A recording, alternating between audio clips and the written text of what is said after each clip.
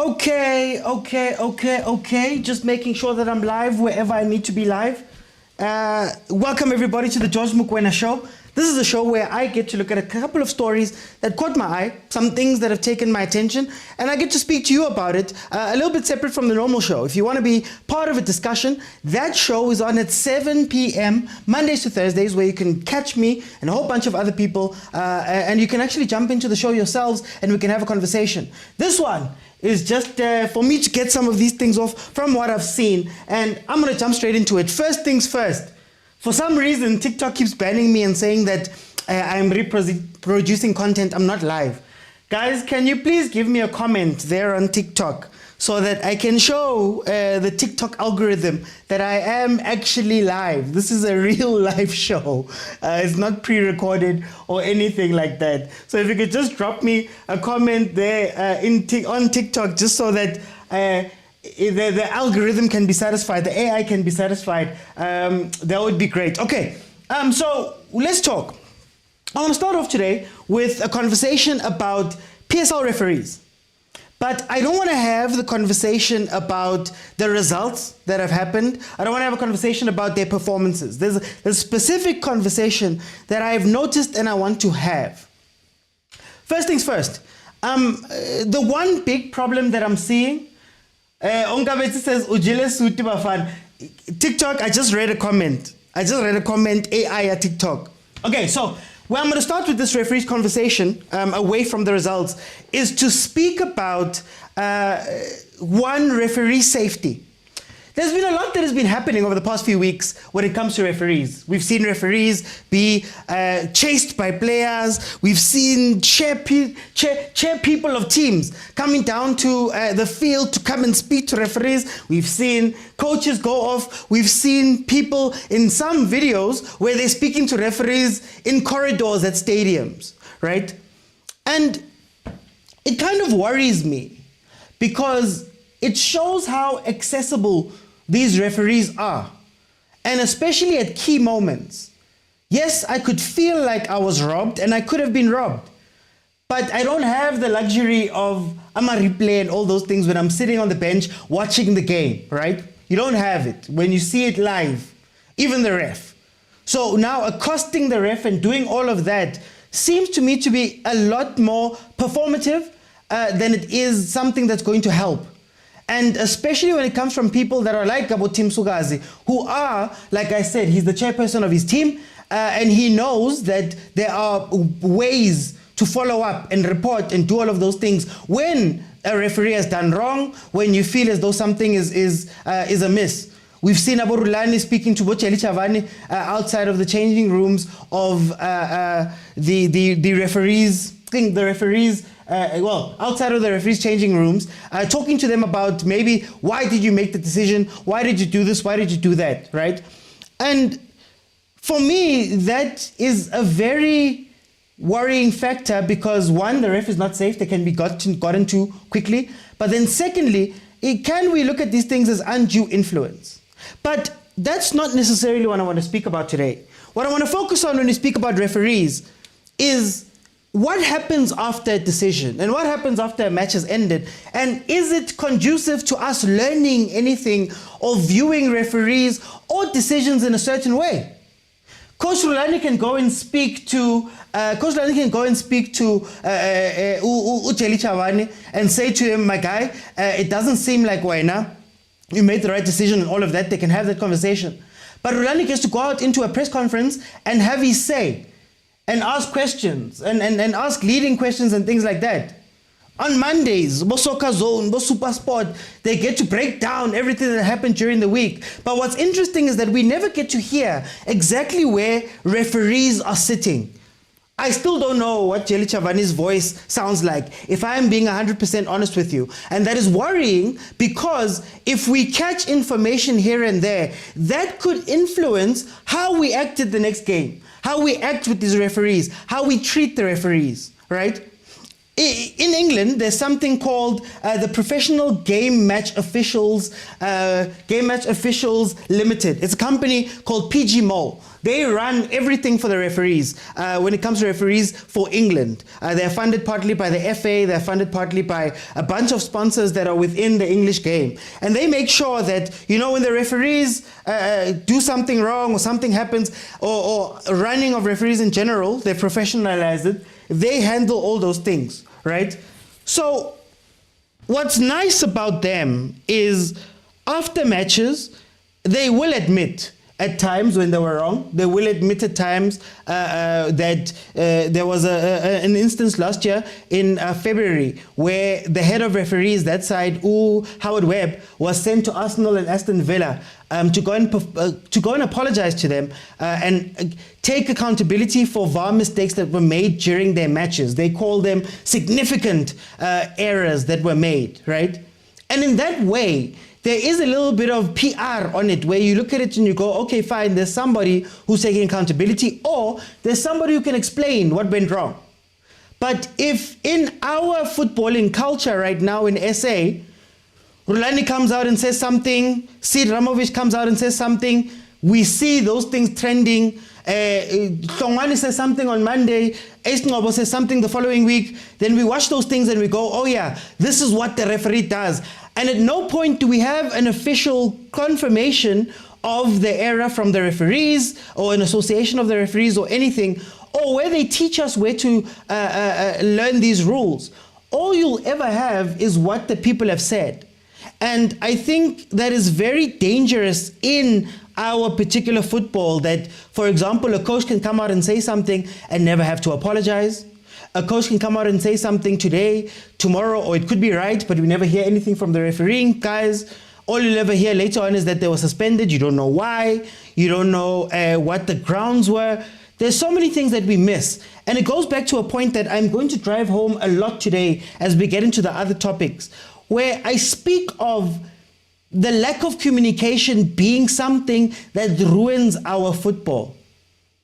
It would be nice to hear somebody representing Ucheli Chavani, or even Cheli Chavani himself as an example, coming out and saying, okay guys, according to law, mang mang mang mang and mang mang mang mang, I interpreted it like this and like this and like this. This is what I saw. This is what we decided. Now we've got a teachable moment, and I've got something from the ref. Even in situations when they're wrong, it would be very nice for refs to come out and say, guys, we made a significant error and we're trying to fix that error, or we apologize to the teams. Of course, nothing can be done afterwards, but we apologize for the teams. We are looking to work on things like that to make them better. I think that communication would maybe help us know more about the game, but also understand the refs. You know, it would be so nice to not only hear from the errors and things like that, but to hear them tell me that as a ref, this is what happened. I saw this, I saw that. This is how we are when we're working. This is what we see. This is what we have access to. A range of things can happen. I saw people complaining about the fact that there was a conversation that was done with the fourth official. As far as I know, that is not an illegal thing. But when a coach comes out and says, who was he talking to? You know, when a coach comes out and says, it seems like we have VAR, right, in a press conference. And then it's then proven that whatever error was made or whatever decision was made was the right one. They don't come back and apologize. How many fans are sitting with the same thing, Yoguti wrong? How many fans are sitting with the wrong view of the referees and things like that? So I would urge SAFA, as the people who are in charge of the referees, maybe create some sort of way where referees can account for themselves, or an association that covers the referees can account on behalf. When there's questions that are made about certain decisions that have been done, have them have an opportunity to come out and clear things up, clear up the air. You know, because I think that will go a long way in not only teaching us the game and making things clear for us, but also we might actually start feeling for these referees. Maybe we start seeing them differently, and maybe we start interacting with them. And to the clubs, I think it's really, really, really irresponsible for you guys to be the ones that are making such noises. I think it's very responsible because us fans don't have access to those, those recourse things that you guys have where you can go and complain about refs. We don't know what happens behind closed doors. All we have is your word about the ref, and especially when it comes from chair people like Utim Sugazi. Don't be on the pitch going to the ref. You are a chairperson. You can write to the PSL if there's an issue. That's another thing. How many times do we hear teams complaining, but we never hear about an official complaint lodged by the team? We never hear about those things. But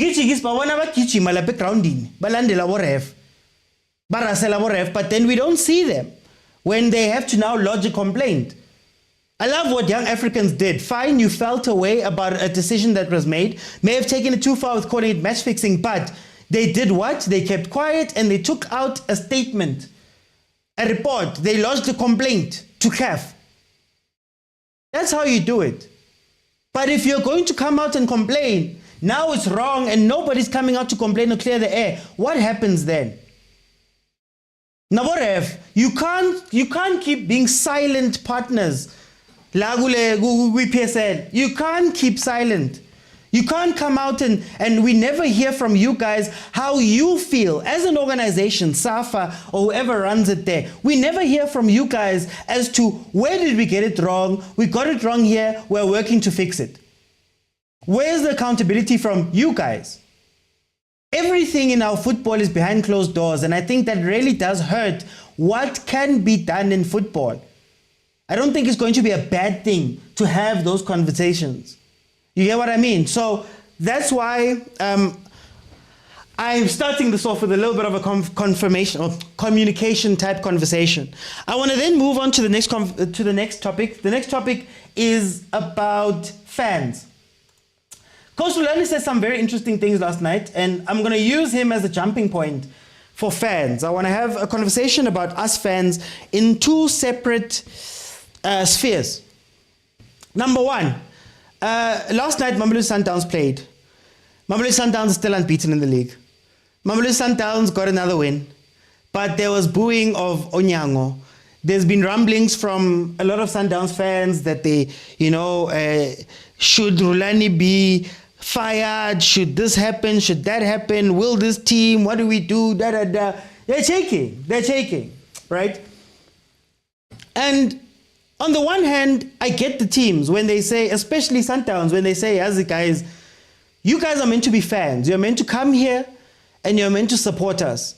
You can criticize, you can do all of those things, but don't come to the game and start booing the players that are sacrificing, that are playing, that are doing all of these things, because you also ruin what they're trying to do. Everywhere else in the world, usually, the fans are a 12th man.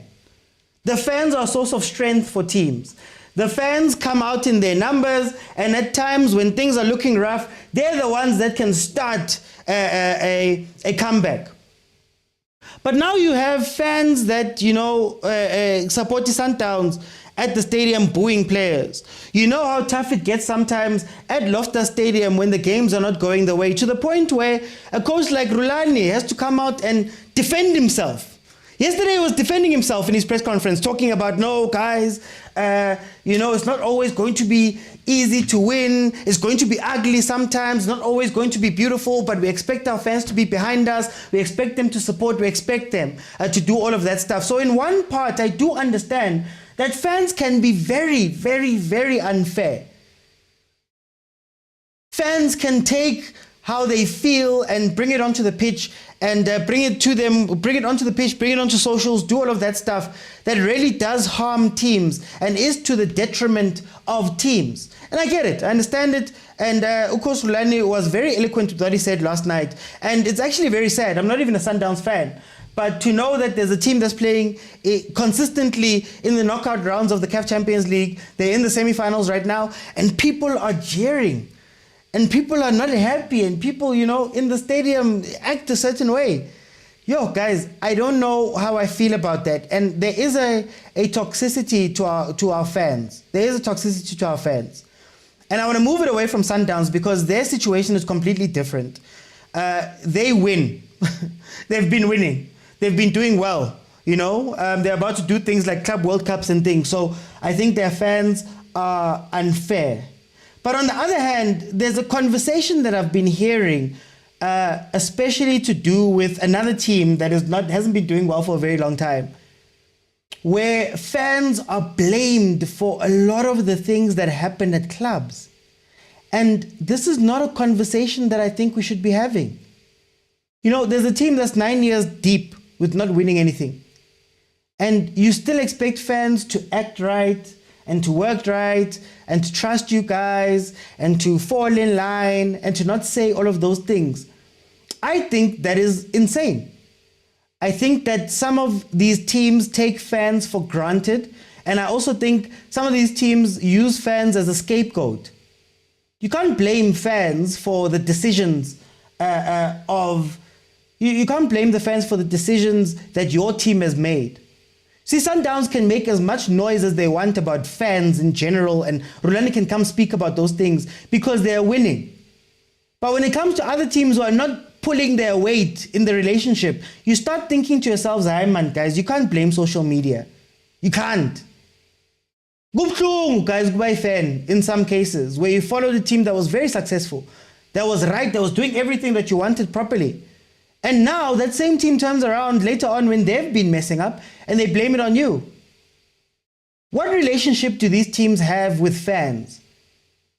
I heard a chairperson of a club, last time I said his name I got banned, but I heard a chairperson of a club coming out and saying social media is the issue. Social media, fans on social media, we want things too quickly, we can't be patient, we can't do anything. Let's look at the majority of the league right now. Look at the majority of the league right now. Sundowns wins leagues every year. Pirates has won its trophies. Stellenbosch has won a trophy now. How many other teams can genuinely say that they've done everything in their power to do everything for their fans? In such case that fans must keep quiet. And I also don't like it when it's coming from fellow fans. Guys, we sit in the same stands. We watch the same TV. Agnamuntu support Kaizer Chiefs right now. I don't know about the branches, but in general, right now. I make a noise, you make a noise. Why must the team listen to me? To the point where they blame me. And I think that it's gone on too long. And I'm going to focus on my team. On my team. But hey, we do everything that you guys want. We do everything. Hey, we did this, we did that, we did that, just so that you guys can go and put on those jerseys and buy those jerseys. Only for them to turn around and go, yeah, guys, are you real fans? Imagine that. A team that has been messing up. A team that has been messing up for 9 years can turn around and look at fans and say, yeah, you guys are the problem. You guys need to pipe down. I like what Rulani came out and said. He said it again yesterday when he was speaking about the fan part of this, where he said, guys, Kupa 4 years. Guys, we've got all these records that we've done. Can you give me leeway? Can you give my players leeway? That's understandable. But Lababanye, I don't know, man. I don't know if they can do that. And I really feel like, we misunderstand a lot of what fans go through. The teams misunderstand a lot of what us fans go through. Let me change it. They misunderstand that we sit and we love these teams with everything. We've supported them for decades. Akumnandi to log in. Sometimes I'm live when I have to do these shows and people are speaking to me. Sometimes I'm doing it, hey, inhliziyo ebuhlungu. But I have to carry on with this show and do all of those things. Some of you don't even live nicely when you go to work. The moment you get to work, they're on top of you. It's a daily thing for you guys. You've loved them. Mtenga Makid, just like Chiefs was 1,100 when it came out at some point, sold out. Those are all people. 4,000. Those are all people. But yet now, when you turn around after all of that and all of that contribution, instead of saying, guys, we apologize, we hear you, we see you, we understand, we know what we need to go do, we are going to do it, we are holding ourselves accountable. They turn around and they say, the problem is you. When uthatha imali yakho to go watch them at a stadium, when uthatha imali yakho to go and get jerseys. You who banters in Facebook groups, in WhatsApp groups, in all of that stuff, they take us for granted. And sometimes it's not even as extreme as Kaizer Chiefs. Sometimes you look at some of the other teams and you go, but guys, what are you doing in order to make your fans happy? What are you doing in order to keep fans on board? How many teams run activations? How many teams highlight things? How many teams are actively involved in making fans' lives better? All of those type of things. I don't think there's many. So anyway, guys, I just wanted to touch on that it's not anything based on a news thing. It's just I've been hearing these narratives that have been going around. I've been hearing these narratives. And it really, it sucks, man. But anyway, here's an actual topic. Okay, let's get into the meat and potatoes of today. Yesterday we were watching the Sundowns game. Sundowns, of course, won. And of course, there was the fan stuff that happened. But it opened up a very interesting conversation that we started to have on Last Light's show. And I want to see how you guys feel about this. We all know that it's been 8 years, maybe, since Sundowns won the Champions League, right? 8 years since Sundowns won the Champions League. They've gotten to the semis last year. They're in the semis right now. They're looking very good. They've been one of the big dogs in Africa for a very long time. It has been maybe around a decade in terms of African success, where they've been at the top of the mountain, right? But it prompted a very simple question. And it's not to do with rulani and all of that. It's to do with, what does it look like when a team takes the next step? And does Sundowns have to sacrifice some of its family orientation in order to go fight Bo Al Ahly? And I mean it like this. Go Al Ahly, the Champions League is a must. The Champions League is a non-negotiable if you're a coach of Al Ahly. You staying at Al Ahly after not winning a Champions League is very, very slim. Regardless of whether you've won the league, regardless of whether you've done any of that. And they move in a sense that everybody understands what the true goal is here, right? And what's interesting about Mamelodi Sundowns is it took Pitso X amount of years to go and win the Champions League. You guys haven't won it. Sundowns hasn't won it ever since then. Does there come a time where you have to start instituting the ruthlessness of an Al Ahly in order to take the next step? Is it a necessary step? Because when you look at Mamelodi Sundowns, a lot of what Mamelodi Sundowns does is still influenced by Pitso, right? And it's good. It's not me saying that it's bad. It's still influenced by Pitso, you know. Coach Pitso came in. Rulani was the under-19 coach, was an inside guy. You know, he grew with his coaching with Sundowns. Obviously, he left for those 2 years, came back. He's now the head coach. Does that emotional tie hamper that emotional tie maybe hamper how Rulani and coaches of Mamelodi Sundowns would be viewed? Even when Manqoba Mngqithi was moved aside, right? He wasn't fired. He was demoted, right? They still couldn't let go of him. And when you are now almost 10 years from the time you won the Champions League, right? Does there come a time that management maybe should go, you know what, guys, it needs to become a machine all the way through? Coach Rulani said something last night where he said, give me 4 years. All I ask is for 4 years. He listed it. He listed that, it took Coach Pitso this long. He listed that, they've got a continental trophy. He listed that, they've got the league. But then it was like, with regards to the Champions League, which is a completely different conversation I want to have later on, but with regards to the Champions League, give him 4 years to try and win this trophy. And in my head, I was like, I don't think there's an Ahly coach that would say that. And what's interesting is the responses that I get, especially from South Africans when it comes to coaching, the responses that I get and making changes all have to do, with if I get rid of him now, everything will collapse. If I make a move, everything will collapse. If we do this, I'll be at Chiefs. If I do that, he actually hinted to it, Rulani. He said something similar, he just didn't say the team name. Everything will collapse.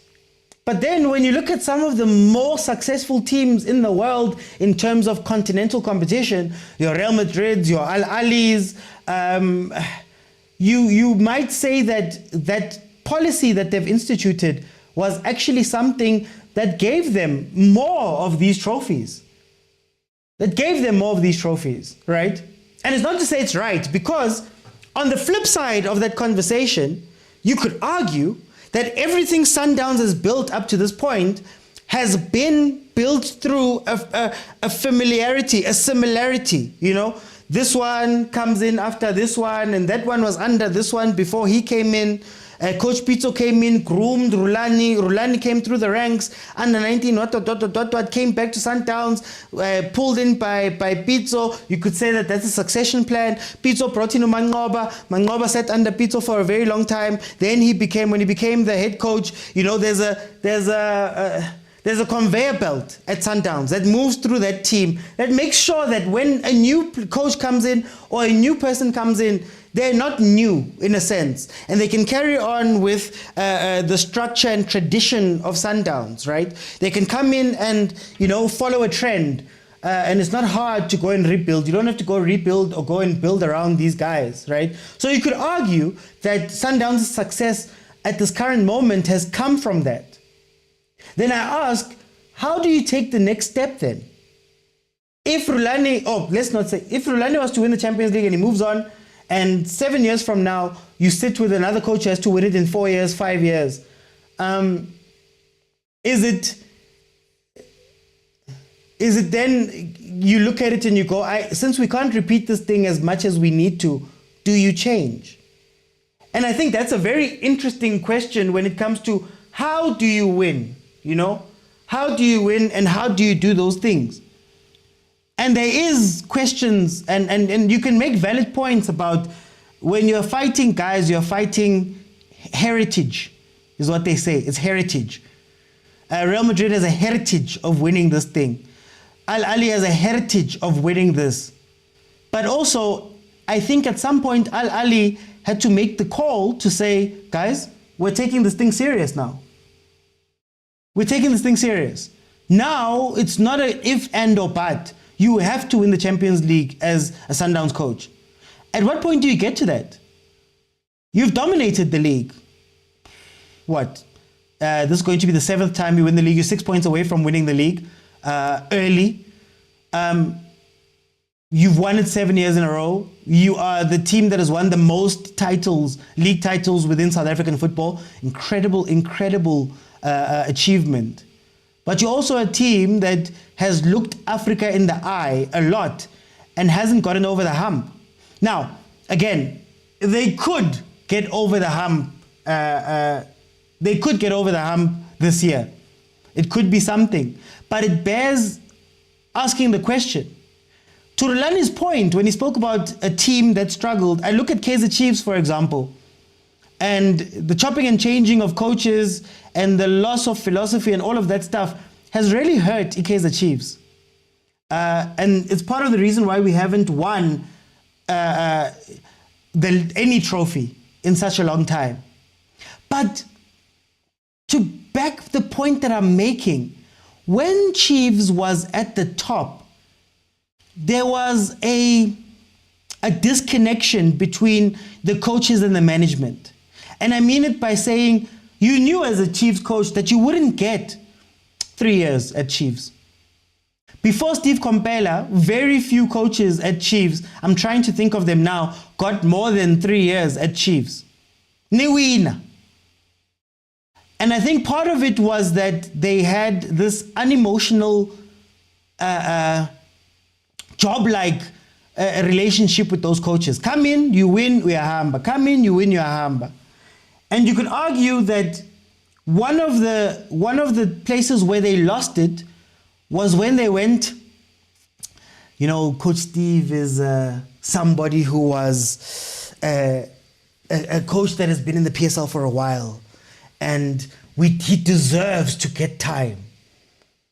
You know, Atazwani is, you know, one of our own. He came in from inside.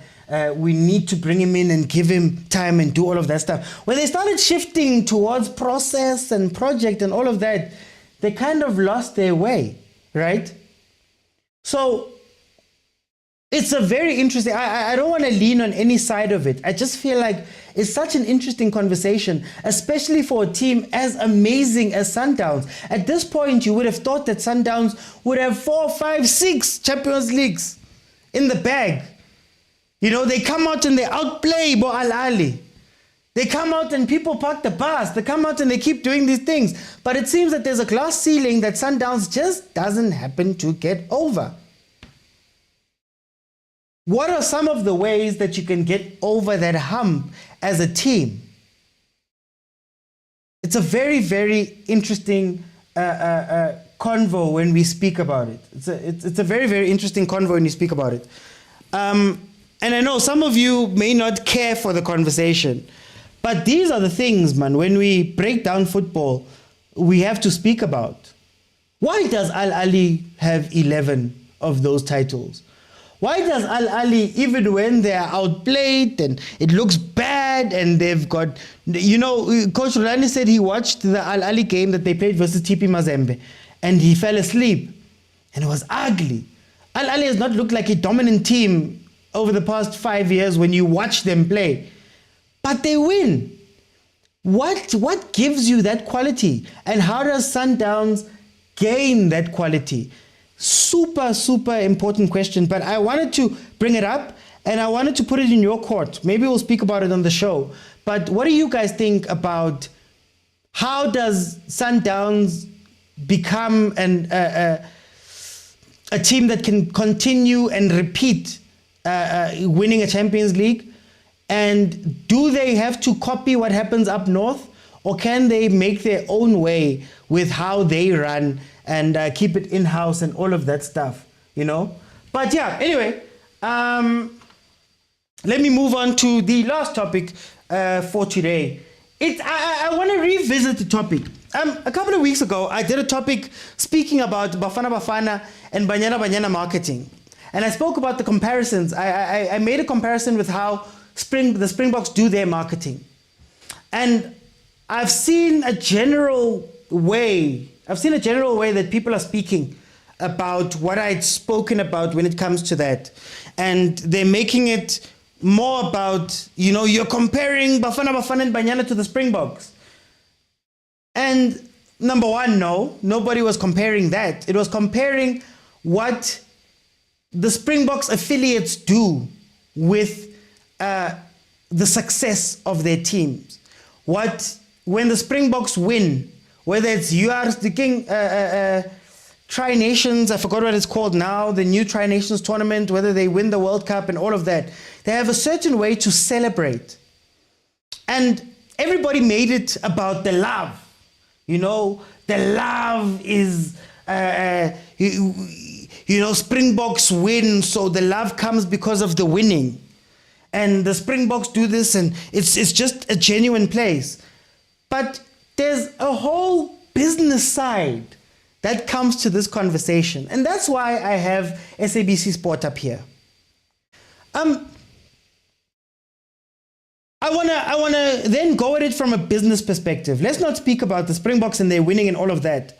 Why do you fight for rights? Why do you fight for rights to broadcast things? You fight for rights to broadcast things because that gives eyes to your broadcaster. You understand that when you win the rights to the EPL, you can then bring it to your broadcaster. I know that the South African market is going to watch the EPL, and as they watch the EPL, I am going to put ads around it and I'm going to make revenue back from that deal. Deal done.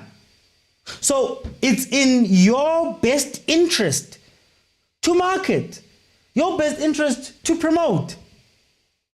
So I'm going to go back to the example that I had made about the Springboks. Multi-choice is not doing chasing the sun. Multi-choice is not doing chasing the sun just because of the love that they have.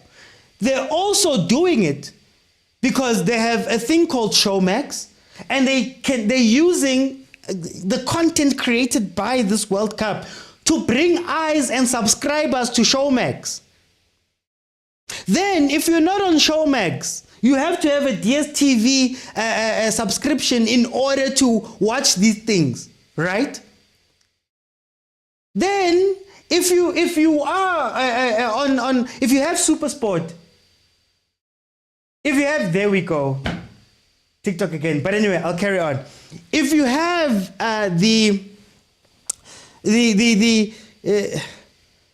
sorry guys, my TikTok just got disconnected. Apparently, I've just been banned again for some reason. Jeez. Where was I? So when you look at what they're doing, they're trying to get people to come to Showmax. They're trying to get people to come on DStv. But remember, their core audience that watches this thing are premium subscribers. I have to create a reason for my premium subscribers to come back for this property that I own. And if I can control a narrative and give them something to keep them warm, that love that they see in that thing and that interaction they have with that content, do you know what's going to happen the next time the Springboks go and play? I'm going to have viewers who are interested in watching that thing. So it makes no sense to me that in SA football, a PSL match ends or starts and there's a picture of rugby. And that is showing you the extent to which they understand that these are DStv consumers that I'm also trying to get to, get the Showmax thing, possibly watch the Springboks later on. But you can't do the same for Bafana and Banyana. Keep it business. When Banyana won WAFCON, the black kit they were wearing, when they went to the World Cup, the black kit that they wore, sold out. Le Coq Sportif sold out at Le Coq Sportif because they were doing so well. The Bafana white jersey, the one that they wore at AFCON, was near sold out or sold out during that run that Bafana had to finish third. So surely, as a sponsor, as a technical sponsor, as people that make money, let's say, from the sales of these shirts, the reason why we signed the deal with Bafana, I would be urging SAFA, I'd be urging SAPC, can you make these guys so visible and remind us of those feelings that we got during AFCON so that we could go sell more of these jerseys? SABC One has a streaming service right now that's SABC Plus. They have the sole rights to everything to do with South Africa, with African football. Everything to do with African football. It behooves them to go and advertise that Bafana's play, because that's how you get more eyes. And maybe you don't need to go and do a Chasing the Sun, a whole big documentary, maybe. But surely a 1 minute reminder of the successes that these people have had, coupled with the announcements of when they're going to play matches. Surely that behooves SAPC to do that marketing and promotion as a business, on the business side, for the rights that you hold, to make them valuable. We all got the warm and fuzzies when Banyana Banyana was playing in the World Cup. We all got the warm and fuzzies when Banyana Banyana won the WAFCON last year. We all got the warm and fuzzies when Bafana got to the semi-finals of AFCON. So why wouldn't you try keep up those warm and fuzzies through content, through documentaries, through those type of things, so that when those guys go and play again, we're on it. Business-wise, I can put an ad slap bang in the middle of that broadcast. Look at Supersport. Watch the DStv Premiership. What happens during DStv Premiership matches every couple of so minutes? The screen gets smaller and you see, I don't know, McDonald's. You say McDonald's ads. Now so big deals. Why? There's eyes. Do you know what that does for the broadcaster? It brings money. SAFA, the South African Football Association. These are your top two teams. Yet no one knows when they're playing. No one knows who the players are. No one knows what they've gone through. No one knows what they built. No one knows what it was like for them not to be loved going into an AFCON and go out and be third. No one knows how it's like to not be a favorite anywhere and go out there and do well. No one knows how Banyana finally got over the WAFCON hump after coming second over all those years, Coach Desiree included. No one knows these things. Yet you expect an audience. You expect a love. You expect a narrative to be created. That is not going to happen on its own. So over and above the winning, it makes business sense for you to sit down and say, guys, these are the properties that I own. SABC has the largest broadcaster in the country. Free to air. SABC has radio stations with some of the biggest DJs that you know. Big names. SABC has some of the most watched shows. Boskim Sam, Bozalo, all of these shows. Surely putting a 1-minute clip, 1 minute reminder. Guys, remember who these people are. Oh, by the way, they're playing versus Nigeria soon. They're playing versus Nigeria. Nigeria knocked us out of the AFCON. It's now a World Cup qualifier. These are the people that I have to play against. They're playing soon.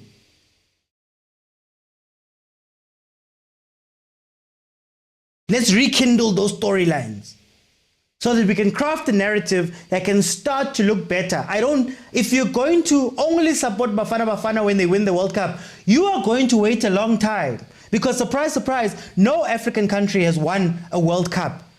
If you're asking a team that was only readmitted into football in 1992, and you're expecting them to compete with the Springboks team that has a lesser pool of countries to compete with and has, oh, by the way, a whole bunch of infrastructure that makes sure that they are one of the best in the world, you're going to wait a long time. But you know what happens? In 2017 and 2018, when the Springboks were being beaten 57-0 by Australia, when they were losing out on trophies, when coaches were being fired, when emergency moves were being made to bring Rassie down into the coaching role as an emergency move, when Bosia Kolisi were being questioned about his captaincy, when the racial quota things were being discussed, Saru took hold of the narrative. Supersport took hold of the narrative and regenerated the love, the support for this team. Did it make them win the World Cup? Probably not. Probably wasn't a big thing, but what I can tell you, the stadium's full most of the time. You can't go anywhere without seeing the memorabilia. You're not allowed to forget that they've won. What of the other teams that have won? What of the teams that have taken very big steps? And it's not to say that rugby must give up money and go and do whatever. Rugby is just a comparison in terms of doing the right thing when you have winners. Doing the right thing when the tide is turning. Bafana is actually playing very well. The tide is turning.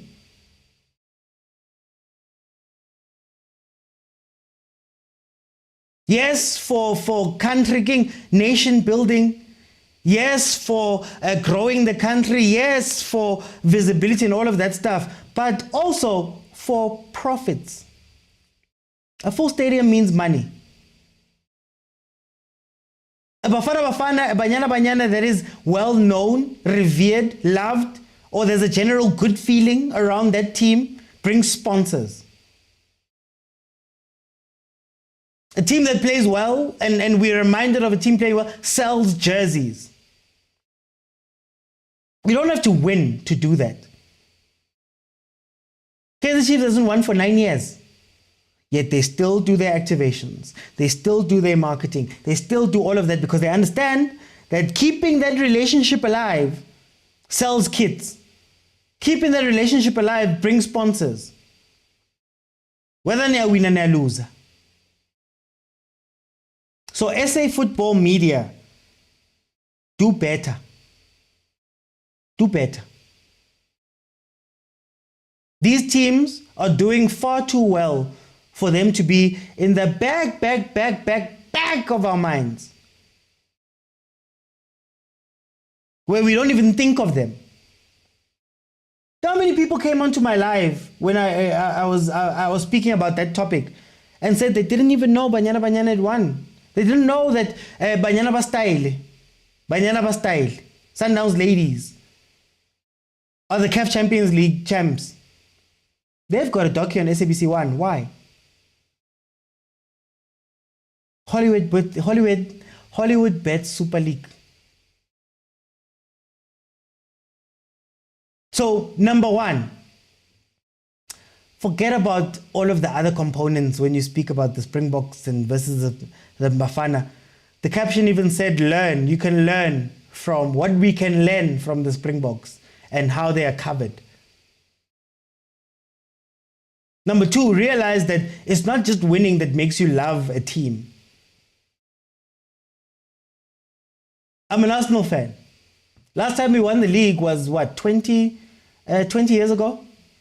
They didn't stop marketing. They grew. Commercially, we're huge. Why?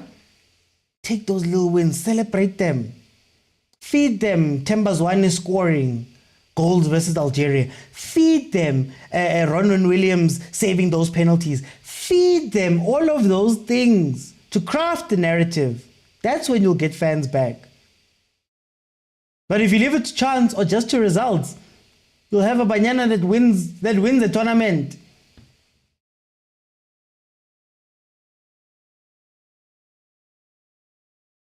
Anyway, guys, thank you so much for joining me. Yeah, it seems that TikTok is TikToking, but those on YouTube, please subscribe. Those on TikTok, please subscribe, follow, share the videos, like the videos.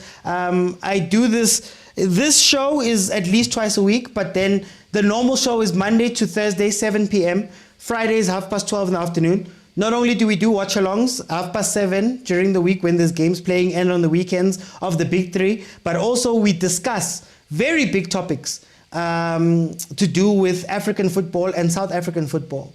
So please tune in. We have incredible conversations there. You can watch all of them. They are available in full on YouTube, and you can catch up with all of the things we've had. We've had some incredible conversations. If you want to keep the conversation going, and this is not enough, we do have a WhatsApp group, an official Overthinking Football WhatsApp group.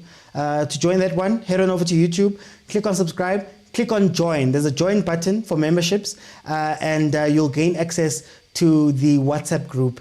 And I'll see you guys then. We'll have more of these conversations. Thank you guys so much for joining me. I'll see you then tonight at 7. Bye, everyone.